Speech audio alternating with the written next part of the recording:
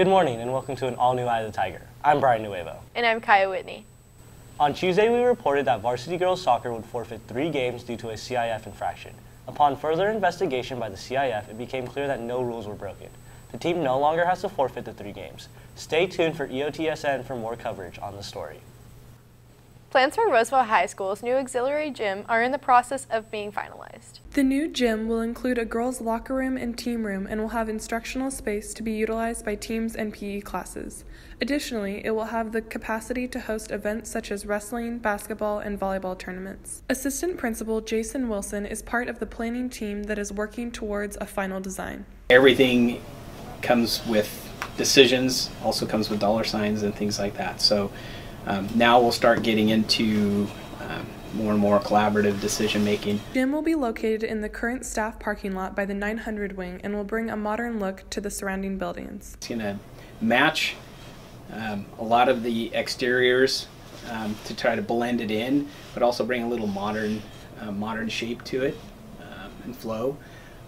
But everyone's going to notice there's going to be a big building out where normally it's been wide open, so that'll be a change for some. Although planning has been done, Assistant Superintendent Joe Landon knows there is still a long process ahead before construction can begin. The state of California reviews it. They may have the changes we have to go through with our architect, and then once we get a full design that's been approved by the state, we can go ahead and start construction.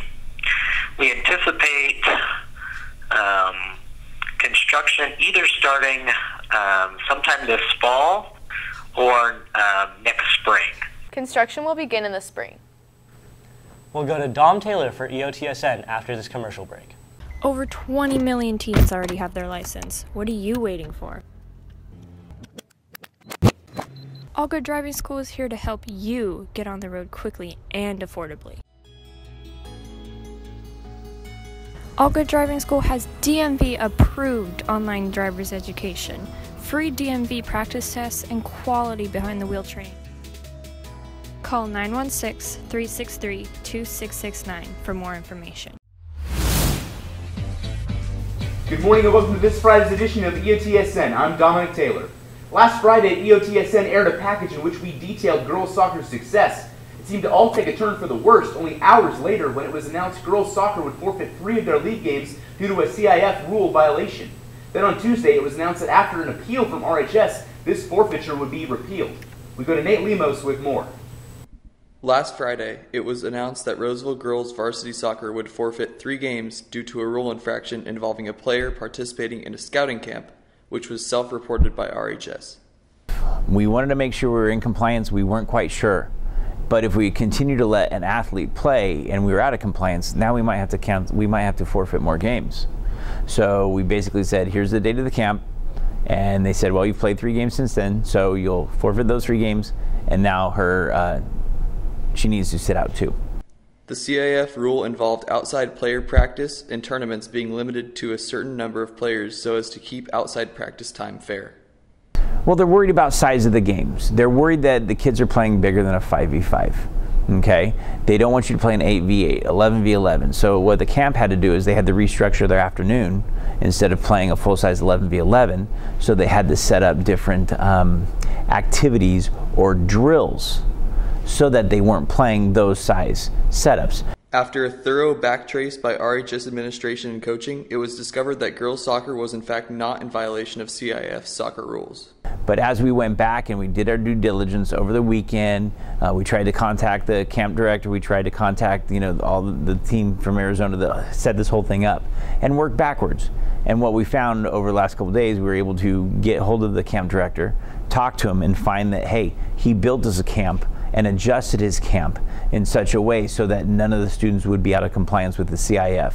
With the reinstatement of their first place record, Roseville is once again in prime position to repeat as league champion and beyond. Well, we're back into playoff running because for a little bit we were out of it since we got dropped down to 5th, but now we're back in playoff running, and as far as sections go, we'll be ranked higher, so it will be really good because we'll probably get some home games, which we didn't get last year. Unfortunately, girls soccer lost a close match with Consumnes Oaks Tuesday to now be tied for first in league, and in order to win the CVC, will have to remain flawless.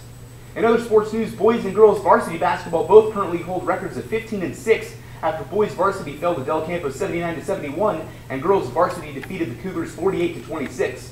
Wrestling beat Consumnes Oaks 62-12 in one of their final matches of the season, and boys varsity soccer is also tied for first with Consumnes Oaks after they tied with the Wolfpack 2-2 on Tuesday. They hold the tiebreaker after defeating the Wolfpack earlier in the season and also need to win out to keep that first place spot. And that's all in your home for Roseville High School sports, top plays, breakdowns, and more. I have the Tiger Sports Network, EOTSN. And now we go over to entertainment. After the wild success of Marvel's Ant-Man, Marvel decided to release another movie, Ant-Man and the Wasp, and the trailer for that has been met with the same wild success. The last movie was great, but Marvel recently had problems with making their movies too comedic, and I'm hoping this movie doesn't follow the same path.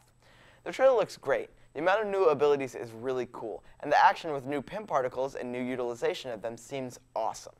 My only gripe with the trailer is the lack of a unifying enemy. It seems like they're only running from the police, and there are a couple of shots of different people, but there are no big showings of villains. The trailer does create a lot of hype, though, and it gets me excited to see the newest iteration of Ant-Man. Now we go back to news. An RHS student's preference for country music bonds her and her mother together.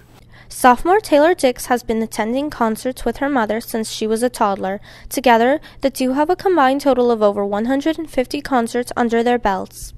I've been to about 80 to 90 concerts. Well, she just started taking me at a really young age, and it's just always been something we've done together. Dix considers the opportunity to spend time with her mother a benefit, as it gives the two time to bond with one another. I like attending concerts with my mom because it's just a great bonding experience for us, and it's just really fun to see artists that we both love and really enjoy, so when we're there seeing them perform, it's just really fun to see them. People Dix meets at concerts enhance her enjoyment of her time there.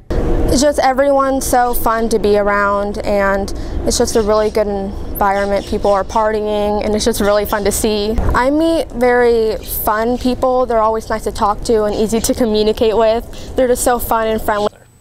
The Casaba Rally is today. Here's what the rest of your day looks like.